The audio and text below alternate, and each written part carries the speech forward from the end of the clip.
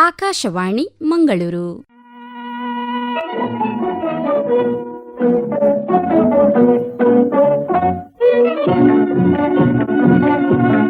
ಯುವವಾಣಿ.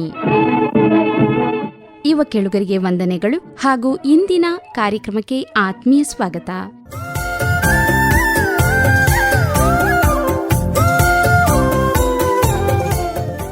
ಕೇಳುಗರೆ, ಇಂದಿನ ಕಾರ್ಯಕ್ರಮದಲ್ಲಿ ಕೇಳಿ, ಇಂದು ಅಂತಾರಾಷ್ಟ್ರೀಯ ಹೆಣ್ಣು ಮಕ್ಕಳ ದಿನ.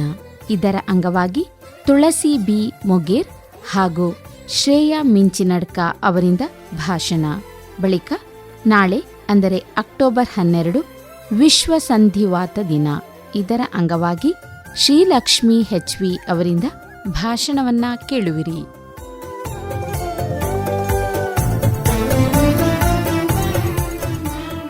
ಕೇಳುಗರಿ, ಕಾರ್ಯಕ್ರಮದ ಮೊದಲಿಗೆ ಕೇಳಿ, ಇಂದು ಅಂತಾರಾಷ್ಟ್ರೀಯ ಹೆಣ್ಣು ಮಕ್ಕಳ ದಿನ. ಇದರ ಅಂಗವಾಗಿ ಮಾತನಾಡುತ್ತಾರೆ ತುಳಸಿ ಬಿ ಮೊಗೇರ್.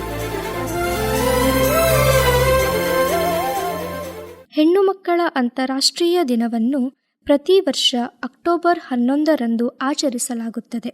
ಈ ದಿನವನ್ನು ವಿಶ್ವದಾದ್ಯಂತ ಕಾನೂನು, ಸಾಮಾಜಿಕ, ಆರ್ಥಿಕ ಮತ್ತು ರಾಜಕೀಯ ಅಡೆತಡೆಗಳನ್ನು ಎದುರಿಸುತ್ತಿರುವ ಹೆಣ್ಣು ಮಕ್ಕಳ ಹಕ್ಕುಗಳ ಬಗ್ಗೆ ಜಾಗೃತಿ ಮೂಡಿಸಲು ಮತ್ತು ಹೆಣ್ಣು ಮಕ್ಕಳ ಕಲ್ಯಾಣದತ್ತ ಗಮನಹರಿಸಲು ರಚಿಸಲಾಗಿದೆ. 2012ರಲ್ಲಿ ಯುನೈಟೆಡ್ ನೇಷನ್ಸ್ ಆರ್ಗನೈಸೇಷನ್ಸ್ ಈ ದಿನವನ್ನು ಅಧಿಕೃತವಾಗಿ ಘೋಷಿಸಿತು. ಈ ದಿನದ ಉದ್ದೇಶ ಹೆಣ್ಣು ಮಕ್ಕಳಿಗೆ ಸಮಾನ ಹಕ್ಕುಗಳು, ಶೈಕ್ಷಣಿಕ ಅವಕಾಶಗಳು, ಆರೋಗ್ಯ ಸೇವೆಗಳು ಮತ್ತು ಮುಕ್ತವಾಗಿ ಜೀವಿಸಲು ಸಾಧ್ಯವಾಗುವ ಪರಿಸರವನ್ನು ಒದಗಿಸುವುದು. ಹಲವಾರು ಸಮಾಜಗಳಲ್ಲಿ ಕಾನೂನು, ಆರ್ಥಿಕ ಮತ್ತು ಸಾಂಸ್ಕೃತಿಕ ಕಾರಣಗಳಿಂದ ಹೆಣ್ಣು ಮಕ್ಕಳಿಗೆ ಶೈಕ್ಷಣಿಕ ಮತ್ತು ವೃತ್ತಿ ಅವಕಾಶಗಳು ಕಡಿಮೆಯಾಗುತ್ತವೆ. ಇಂತಹ ಅಡೆತಡೆಗಳನ್ನು ದಾಟಲು ಹಾಗೂ ಅವರಲ್ಲಿ ಆತ್ಮವಿಶ್ವಾಸ ಮತ್ತು ಸ್ವಾತಂತ್ರ್ಯದ ಮೌಲ್ಯವನ್ನು ಬೆಳೆಸಲು ಈ ದಿನದ ಆಚರಣೆಯು ಸಹಾಯ ಮಾಡುತ್ತದೆ. ಹೆಣ್ಣು ಮಕ್ಕಳ ಅಂತಾರಾಷ್ಟ್ರೀಯ ದಿನವು ಹೆಣ್ಣು ಮಕ್ಕಳ ಹಕ್ಕುಗಳ ರಕ್ಷಣೆಗೆ ಹಾಗೂ ಅವರ ಸಬಲೀಕರಣಕ್ಕೆ ಮಾರ್ಗದರ್ಶಕವಾದ ಬಹುಮುಖ್ಯ ದಿನವಾಗಿದೆ. 2012ರಲ್ಲಿ UN ಜನರಲ್ ಅಸೆಂಬ್ಲಿಯು ಈ ದಿನವನ್ನು ಹೆಣ್ಣು ಮಕ್ಕಳ ಸಬಲೀಕರಣ, ಶಿಕ್ಷಣ, ಆರೋಗ್ಯ ಮತ್ತು ಭವಿಷ್ಯದ ಹಕ್ಕುಗಳನ್ನು ಪೂರೈಸುವ ಉದ್ದೇಶದಿಂದ ಪ್ರಾರಂಭಿಸಿತು. ಇದರಿಂದ ಹೆಣ್ಣು ಮಕ್ಕಳನ್ನು ಎದುರಿಸುತ್ತಿರುವ ಸಮಾನತೆಯ ಸಮಸ್ಯೆಗಳನ್ನು ವಿಶ್ಲೇಷಿಸಿ ಅವರ ಹಕ್ಕುಗಳನ್ನು ಸಮರ್ಥವಾಗಿ ಒತ್ತಿ ಹೇಳಲು ವಿಶ್ವದಾದ್ಯಂತ ಅವಕಾಶ ಸಿಕ್ಕಿತು. ಹೆಣ್ಣು ಮಕ್ಕಳು ತಮ್ಮ ಜೀವನದಲ್ಲಿ ಹಲವು ಬಿಕ್ಕಟ್ಟುಗಳನ್ನು ಎದುರಿಸುತ್ತಾರೆ. ಇನ್ನೂ ಹಲವಾರು ಕಡೆಗಳಲ್ಲಿ ಹೆಣ್ಣು ಮಕ್ಕಳಿಗೆ ಶಿಕ್ಷಣ ಪಡೆಯಲು ಸಮರ್ಪಕವಾದ ಅವಕಾಶಗಳು ದೊರೆಯುತ್ತಿಲ್ಲ. ಅಸಮಾನತೆಯ ಕಾರಣದಿಂದ ಅವರನ್ನು ಬೇಗನೆ ಶಾಲೆ ಬಿಟ್ಟು ಮನೆಗೆ ಸೀಮಿತಗೊಳಿಸುವ ಅಥವಾ ಬಾಲಕಾರ್ಮಿಕರನ್ನಾಗಿ ದುಡಿಸಲು ಹಚ್ಚುವ ಕ್ರೂರ ವಿಧಾನವನ್ನು ಕಾಣುತ್ತೇವೆ. ಅನೇಕ ದೇಶಗಳಲ್ಲಿ ಹೆಣ್ಣು ಮಕ್ಕಳನ್ನು ತಮ್ಮ ಬಾಲ್ಯದಲ್ಲಿಯೇ ವಿವಾಹದ ಬಂಧನಕ್ಕೆ ಬೀಳಿಸುತ್ತಾರೆ. ಇದು ಅವರ ಶೈಕ್ಷಣಿಕ ಮತ್ತು ಆರ್ಥಿಕ ಪ್ರಗತಿಗೆ ದೊಡ್ಡ ಅಡೆತಡೆಯಾಗುತ್ತದೆ. ಬಾಲ್ಯ ವಿವಾಹವು ಅವರಿಗೆ ವೈಯಕ್ತಿಕ ಬೆಳವಣಿಗೆಯೇ ಅಲ್ಲದೆ ಆರೋಗ್ಯ ಮತ್ತು ಸಾಂಸ್ಕೃತಿಕ ಹಕ್ಕುಗಳ ಮೇಲೂ ದೋಷಕಾರಿಯಾಗುತ್ತದೆ. ಹೆಣ್ಣು ಮಕ್ಕಳು ಅವರ ಜೈವಿಕ ಬೆಳವಣಿಗೆಗಾಗಿ ಉತ್ತಮ ಪೌಷ್ಟಿಕತೆ ಮತ್ತು ಆರೋಗ್ಯದ ಅವಶ್ಯಕತೆ ಇರುತ್ತದೆ. ಆದರೆ ಅನೇಕರು ಪೌಷ್ಟಿಕಾಂಶದ ಕೊರತೆಯೊಂದಿಗೆ ಬದುಕುತ್ತಿದ್ದಾರೆ. ಅವರ ಆರೋಗ್ಯದ ಹಕ್ಕುಗಳನ್ನು ಗೌರವಿಸಲಾಗದೆ ಶೋಷಣೆಗೆ ಒಳಗಾಗುತ್ತಿದ್ದಾರೆ. ಸಮಾಜದ ಕೆಲವು ಹಂತಗಳಲ್ಲಿ ಹೆಣ್ಣು ಮಕ್ಕಳನ್ನು ಲಿಂಗದ ಆಧಾರದ ಮೇಲೆ 2ನೇ ದರ್ಜೆಯ ಪ್ರಜೆಗಳಂತೆ ಕಾಣಲಾಗುತ್ತಿದೆ. ಇದರಿಂದಾಗಿ ಅವರಿಗೆ ಸಮಾನ ಅವಕಾಶಗಳು, ಹಕ್ಕುಗಳು ಸಿಗುತ್ತಿಲ್ಲ. ಹೆಣ್ಣು ಮಕ್ಕಳ ಅಂತಾರಾಷ್ಟ್ರೀಯ ದಿನದ ಮುಖ್ಯ ಉದ್ದೇಶಗಳೆಂದರೆ ಹೆಣ್ಣು ಮಕ್ಕಳಿಗೆ ಪ್ರಾಥಮಿಕ ಶಿಕ್ಷಣ, ಉತ್ತಮ ಆರೋಗ್ಯ ಮತ್ತು ಸಮಾನ ಹಕ್ಕುಗಳನ್ನು ನೀಡುವುದು, ಹೆಣ್ಣು ಮಕ್ಕಳ ಬೌದ್ಧಿಕ ಹಾಗೂ ಸಾಂಸ್ಕೃತಿಕ ಬೆಳವಣಿಗೆಗೆ ಬೆಂಬಲ ನೀಡುವುದು, ಲಿಂಗ ಸಮಾನತೆಗಾಗಿ ಜಾಗೃತಿ ಮೂಡಿಸುವುದು ಮತ್ತು ಸಾಮಾಜಿಕ ಅಡೆತಡೆಗಳನ್ನು ನಿವಾರಿಸುವುದು, ಹೆಣ್ಣು ಮಕ್ಕಳ ಮೇಲೆ ನಡೆಯುವ ಶೋಷಣೆ, ಅಪಮಾನ ಮತ್ತು ಅಸಮಾನತೆಯ ವಿರುದ್ಧ ಹೋರಾಡುವುದು. ಹೆಣ್ಣು ಮಕ್ಕಳನ್ನು ಶಕ್ತಿವಂತರನ್ನಾಗಿ ಬೆಳೆಸಿದರೆ ಅವರು ಸಮಾಜದ ಬದಲಾವಣೆಗೆ ದಾರಿ ಮಾಡುತ್ತಾರೆ ಎಂಬ ನಂಬಿಕೆ ಇದ್ದು ಈ ದಿನದ ಆಚರಣೆ ಇದಕ್ಕೆ ಮಹತ್ವ ನೀಡುತ್ತದೆ. ಮುಂದಿನ ತಲೆಮಾರಿನ ಮಹಿಳಾ ನಾಯಕರನ್ನು ರೂಪಿಸಲು ಅವರಿಗೆ ಶಿಕ್ಷಣ, ಅವಕಾಶಗಳು ಮತ್ತು ಹಕ್ಕುಗಳನ್ನು ಸಮರ್ಪಿತವಾಗಿ ಒದಗಿಸಬೇಕು. ಭಾರತದಲ್ಲಿ ಪ್ರತಿ ವರ್ಷ ಜನವರಿ 24ರಂದು ರಾಷ್ಟ್ರೀಯ ಹೆಣ್ಣು ಮಕ್ಕಳ ದಿನವನ್ನು ಆಚರಿಸಲಾಗುತ್ತದೆ. ಇದನ್ನು 2008ರಲ್ಲಿ ಮಹಿಳಾ ಮತ್ತು ಮಕ್ಕಳ ಅಭಿವೃದ್ಧಿ ಸಚಿವಾಲಯ ಮತ್ತು ಭಾರತ ಸರ್ಕಾರವು ಭಾರತೀಯ ಸಮಾಜದಲ್ಲಿ ಹೆಣ್ಣು ಮಕ್ಕಳು ಎದುರಿಸುತ್ತಿರುವ ಅಸಮಾನತೆಗಳ ಬಗ್ಗೆ ಸಾರ್ವಜನಿಕ ಜಾಗೃತಿ ಮೂಡಿಸಲು ಪ್ರಾರಂಭಿಸಿತು. ಹೆಣ್ಣು ಮಗುವನ್ನು ಉಳಿಸಿ, ಮಕ್ಕಳ ಲಿಂಗ ಅನುಪಾತಗಳು ಮತ್ತು ಹೆಣ್ಣು ಮಕ್ಕಳಿಗೆ ಆರೋಗ್ಯಕರ ಮತ್ತು ಸುರಕ್ಷಿತ ವಾತಾವರಣವನ್ನು ನಿರ್ಮಿಸುವ ಕುರಿತು ಜಾಗೃತಿ ಅಭಿಯಾನಗಳನ್ನು ಒಳಗೊಂಡಂತೆ ಸಂಘಟಿತ ಕಾರ್ಯಕ್ರಮಗಳೊಂದಿಗೆ ದಿನವನ್ನು ಆಚರಿಸಲಾಗುತ್ತದೆ. 2019ರಲ್ಲಿ ದಿನವನ್ನು ಉಜ್ವಲವಾದ ನಾಳೆಗಾಗಿ ಹೆಣ್ಣು ಮಕ್ಕಳ ಸಬಲೀಕರಣ ಎಂಬ ಥೀಮ್ನೊಂದಿಗೆ ಆಚರಿಸಲಾಯಿತು. ಕಳೆದ 2008ರಲ್ಲಿ ಮೊದಲ ಬಾರಿಗೆ ಕೇಂದ್ರ ಮಹಿಳಾ ಮತ್ತು ಮಕ್ಕಳ ಅಭಿವೃದ್ಧಿ ಸಚಿವಾಲಯವು ರಾಷ್ಟ್ರೀಯ ಹೆಣ್ಣು ಮಕ್ಕಳ ದಿನವನ್ನು ಪ್ರಾರಂಭಿಸಿತು. ಸಮಾಜದಲ್ಲಿ ಹೆಣ್ಣು ಮಕ್ಕಳು ಎದುರಿಸುತ್ತಿರುವ ಲಿಂಗ ಆಧಾರಿತ ತಾರತಮ್ಯದ ಬಗ್ಗೆ ಜಾಗೃತಿ ಮೂಡಿಸುವುದು ಈ ದಿನದ ಮುಖ್ಯ ಉದ್ದೇಶವಾಗಿದೆ. ಇದರ ಮಧ್ಯೆ ಹೆಣ್ಣು ಮಕ್ಕಳ ಸ್ಥಿತಿಯನ್ನು ಸುಧಾರಿಸುವ ಸಲುವಾಗಿ ಕೇಂದ್ರ ಸರ್ಕಾರವು ಬೇಟಿ ಬಚಾವೋ ಬೇಟಿ ಪಢಾವೋ, ಹೆಣ್ಣು ಮಕ್ಕಳಿಗೆ ಉಚಿತ ಅಥವಾ ಅನುದಾನಿತ ಶಿಕ್ಷಣ, ಕಾಲೇಜುಗಳು ಮತ್ತು ವಿಶ್ವವಿದ್ಯಾನಿಲಯಗಳಲ್ಲಿ ವಿದ್ಯಾರ್ಥಿನಿಯರಿಗೆ ವಿಶೇಷ ಮೀಸಲಾತಿ ನೀಡುವಂತಹ ಕ್ರಮಗಳನ್ನು ತೆಗೆದುಕೊಳ್ಳಲಾಗಿದೆ. ಸಮಾಜದಲ್ಲಿ ಶಿಕ್ಷಣ, ಸ್ಥಾನಮಾನ ಇತ್ಯಾದಿಗಳನ್ನು ಉತ್ತೇಜಿಸಲು ಹೆಣ್ಣು ಮಕ್ಕಳ ದಿನವನ್ನು ಆಚರಿಸಲು ದೇಶಾದ್ಯಂತ ವಿವಿಧ ಕಾರ್ಯಕ್ರಮಗಳನ್ನು ಆಯೋಜಿಸಲಾಗಿದೆ. ಅಲ್ಲದೆ ಭಾರತೀಯ ಸಮಾಜದಲ್ಲಿ ಹೆಣ್ಣು ಮಕ್ಕಳ ಬಗ್ಗೆ ಜನರಲ್ಲಿ ಪ್ರಜ್ಞೆಯನ್ನು ಹೆಚ್ಚಿಸಲು ಭಾರತ ಸರ್ಕಾರವು ಹೆಣ್ಣು ಮಗುವಿಗೆ ಸಂಬಂಧಿಸಿದ ಅಸಮಾನತೆಗಳು ಮತ್ತು ಸಮಸ್ಯೆಗಳನ್ನು ತೋರಿಸುತ್ತದೆ. ಟಿವಿ ಚಾನೆಲ್ಗಳು, ಸ್ಥಳೀಯ ಪತ್ರಿಕೆಗಳು ಮತ್ತು ರೇಡಿಯೋ ಕೇಂದ್ರಗಳಲ್ಲಿ ಹೆಣ್ಣು ಮಗುವನ್ನು ಉಳಿಸಿ ಎಂಬ ಸಂದೇಶವನ್ನು ನೀಡುವ ಹಲವಾರು ಜಾಹೀರಾತುಗಳನ್ನು ಸರ್ಕಾರವು ನಡೆಸುತ್ತದೆ. NGO ಅಥವಾ ಸರ್ಕಾರೇತರ ಸಂಸ್ಥೆಗಳು ಸಹ ಆಚರಣೆಯಲ್ಲಿ ಭಾಗವಹಿಸುತ್ತವೆ ಮತ್ತು ಹೆಣ್ಣು ಮಕ್ಕಳನ್ನು ಸಮಾನವಾಗಿ ಕಾಣಲು ಮತ್ತು ಅವರಿಗೆ ಶಿಕ್ಷಣ ನೀಡಲು ಸಮಾಜದಲ್ಲಿ ಜಾಗೃತಿ ಮೂಡಿಸುತ್ತದೆ. ಅಂತಾರಾಷ್ಟ್ರೀಯ ಹೆಣ್ಣು ಮಕ್ಕಳ ದಿನದ ಸಂದರ್ಭದಲ್ಲಿ ನಾವು ಹೆಣ್ಣು ಮಕ್ಕಳ ಸಬಲೀಕರಣಕ್ಕಾಗಿ ಹಲವಾರು ಕ್ರಮಗಳನ್ನು ಕೈಗೊಳ್ಳಬಹುದು. ಹೆಣ್ಣು ಮಕ್ಕಳು ಶಾಲೆಗೆ ಹೋಗುವಂತೆ ಉತ್ತೇಜಿಸುವುದು, ಹೆಣ್ಣು ಮಕ್ಕಳ ಶಿಕ್ಷಣಕ್ಕಾಗಿ ದಾನ ಮಾಡುವುದು, ಹೆಣ್ಣು ಮಕ್ಕಳಿಗೆ ಮನೆಗೆ ಬೋಧನೆ ಒದಗಿಸುವುದು, ಹೆಣ್ಣು ಮಕ್ಕಳು ಮತ್ತು ಹುಡುಗರ ನಡುವೆ ಸಮಾನತೆಯನ್ನು ಉತ್ತೇಜಿಸುವುದು, ಲಿಂಗ ತಾರತಮ್ಯವನ್ನು ವಿರೋಧಿಸುವುದು, ಹೆಣ್ಣು ಮಕ್ಕಳಿಗೆ ಹಿಂಸೆ ಮತ್ತು ದುರ್ಬಳಕೆಯ ಬಗ್ಗೆ ಸ್ಪಷ್ಟವಾಗಿ ಮಾತನಾಡಲು ಉತ್ತೇಜಿಸುವುದು, ಹಿಂಸೆ ಮತ್ತು ದುರ್ಬಳಕೆಯ ಬಗ್ಗೆ ದೂರು ನೀಡುವ ವಿಧಾನಗಳ ಬಗ್ಗೆ ಹೆಣ್ಣು ಮಕ್ಕಳಿಗೆ ಮಾಹಿತಿ ನೀಡುವುದು, ಹೆಣ್ಣು ಮಕ್ಕಳ ಹಕ್ಕುಗಳ ಬಗ್ಗೆ ಜಾಗೃತಿ ಮೂಡಿ ಕಾರ್ಯಕ್ರಮಗಳನ್ನು ಆಯೋಜಿಸುವುದು, ಹೆಣ್ಣು ಮಕ್ಕಳ ಸಬಲೀಕರಣಕ್ಕಾಗಿ ಕೆಲಸ ಮಾಡುವ ಸರ್ಕಾರಿ ಮತ್ತು ಸಾಮಾಜಿಕ ಸಂಸ್ಥೆಗಳನ್ನು ಬೆಂಬಲಿಸುವುದು. ಇಂತಹ ಕ್ರಮಗಳ ಮೂಲಕ ನಾವು ಹೆಣ್ಣು ಮಕ್ಕಳಿಗೆ ಸಮಾನತೆ, ಸ್ವಾತಂತ್ರ್ಯ ಮತ್ತು ಸಂತೋಷದ ಜೀವನವನ್ನು ಒದಗಿಸಲು ಪ್ರಯತ್ನಿಸಬಹುದು. ರಾಷ್ಟ್ರೀಯ ಹೆಣ್ಣು ಮಕ್ಕಳ ದಿನದ ನಿರ್ದೇಶನಗಳು: ಹೆಣ್ಣು ಮಕ್ಕಳ ಜನ್ಮ ದಿನಾಚರಣೆಯನ್ನು ಕುಟುಂಬ ಮತ್ತು ಸಮುದಾಯದಲ್ಲಿ ಆಚರಿಸುವುದು. ಹೆಣ್ಣು ಎಂದರೆ ಬೇರೆ ಮನೆಯ ವಸ್ತು ಎಂಬ ಭಾವನೆಯಿಂದ ಹೊರಬಂದು ಅವರ ಬಗ್ಗೆ ಹೆಮ್ಮೆಯ ಭಾವವಿರಲಿ. ಹುಡುಗರು ಮತ್ತು ಹುಡುಗಿಯರ ನಡುವೆ ಸಮಾನತೆ ಉತ್ತೇಜಿಸುವ ಮಾರ್ಗಗಳನ್ನು ಕಂಡುಕೊಳ್ಳುವುದು. ಶಾಲೆಗಳಲ್ಲಿ ಹೆಣ್ಣು ಮಗುವಿಗೆ ಸುರಕ್ಷಿತ ಪ್ರವೇಶ ನೀಡುವುದು. ಸಮಾಜದ ಸಮಾನ ಸದಸ್ಯರಾಗಿ ಹೆಣ್ಣು ಮಕ್ಕಳನ್ನು ಗೌರವಿಸಲು ಗಂಡು ಮಕ್ಕಳಿಗೆ ಶಿಕ್ಷಣ ಮತ್ತು ಜಾಗೃತಿ ಮೂಡಿಸುವುದು. ಲಿಂಗ ಪತ್ತೆ ಪರೀಕ್ಷೆಯು ಯಾವುದೇ ಘಟನೆಗಳು ಕಂಡುಬಂದರೆ ತಿಳಿಸುವುದು. ನೆರೆಹೊರೆಯ ಹೆಣ್ಣು ಮಕ್ಕಳ ಸುರಕ್ಷಿತ ಮತ್ತು ಹಿಂಸೆ ಮುಕ್ತಗೊಳಿಸಲು ಶ್ರಮಿಸುವುದು. ಹೀಗಾಗಿ ಅಂತಾರಾಷ್ಟ್ರೀಯ ಹೆಣ್ಣು ಮಕ್ಕಳ ದಿನವು ಹೆಣ್ಣು ಮಕ್ಕಳ ಹಕ್ಕುಗಳ ರಕ್ಷಣೆ ಮತ್ತು ಸಮಾಜದ ಸಕಾರಾತ್ಮಕ ಬದಲಾವಣೆಯ ಉದ್ದೇಶವನ್ನು ಹೊಂದಿರುವ ಒಂದು ಪ್ರಮುಖ ಹಬ್ಬವಾಗಿದೆ. ಇದುವರೆಗೆ ಇಂದು ಅಂತಾರಾಷ್ಟ್ರೀಯ ಹೆಣ್ಣು ಮಕ್ಕಳ ದಿನ, ಇದರ ಅಂಗವಾಗಿ ಮಾತನಾಡಿದವರು ತುಳಸಿ ಬಿ ಮೊಗೇರ್. ಈಗ ಕೇಳಿ ಇನ್ನೊಂದು ಭಾಷಣ. ಅಂತಾರಾಷ್ಟ್ರೀಯ ಹೆಣ್ಣು ಮಕ್ಕಳ ದಿನದ ಅಂಗವಾಗಿ ಶ್ರೇಯಾ ಮಿಂಚಿನಡ್ಕ ಅವರಿಂದ. ಯತ್ರ ನಾರ್ಯಸ್ತು ಪೂಜ್ಯಂತೆ ರಮಂತೆ ತತ್ರ ದೇವತ. ಅಂದರೆ ಎಲ್ಲಿ ಹೆಣ್ಣು ಮಕ್ಕಳು ಪೂಜಿಸಲ್ಪಡುತ್ತಾರೋ, ಎಲ್ಲಿ ಹೆಣ್ಣು ಮಕ್ಕಳು ಗೌರವಿಸಲ್ಪಡುತ್ತಾರೋ ಅಲ್ಲಿ ದೇವತೆಗಳು ನೆಲೆಸಿರುತ್ತಾರೆ ಎನ್ನುತ್ತಾರೆ ನಮ್ಮ ಹಿರಿಯರು. ಈ ಮಾತನ್ನು ತಪ್ಪದಂತೆ ನಮ್ಮ ಪೂರ್ವಜರು ಉತ್ತಮ ರೀತಿಯಾದಂತಹ ಮರ್ಯಾದೆಗಳನ್ನು, ಗೌರವಗಳನ್ನು ಸ್ತ್ರೀಯರಿಗೆ ನೀಡಿ ಅವರನ್ನು ಬಹಳ ಪೂಜನೀಯ ಭಾವದಿಂದ ಕಂಡಿದ್ದರು. ಆದರೆ ಕಾಲ ಮುಂದುವರಿಯುತ್ತಾ ಬಂದಂತೆ ನಮ್ಮ ಸಮಾಜದಲ್ಲಿ ಹೆಣ್ಣು ಮಕ್ಕಳಿಗೆ ನೀಡುವ ಗೌರವ, ಅವರನ್ನ ಸಮಾಜ ಬಳಸಿಕೊಳ್ಳುತ್ತಿದ್ದ ರೀತಿ ಬಹಳ ಶೋಚನೀಯವಾಯಿತು ಎಂದರೆ ತಪ್ಪಾಗಲಾರದು. ಒಂದು ಕಾಲಘಟ್ಟದಲ್ಲಂತೂ ಹೆಣ್ಣು ಮಕ್ಕಳನ್ನು ಕೇವಲ ಮನೆ ಕೆಲಸಕ್ಕಾಗಿ ಮಾತ್ರ ಸೀಮಿತಗೊಳಿಸಿದ್ದರು. ಹೆಣ್ಣಾದವಳ ಕೆಲಸ ಕೇವಲ ಅಡಿಗೆ, ಮನೆಯವರ ಚಾಕರಿ ಮಾತ್ರವೇ ಆಗಿತ್ತು. ಆದರೆ ಇಂದು ಕಾಲ ಬದಲಾಗಿದೆ.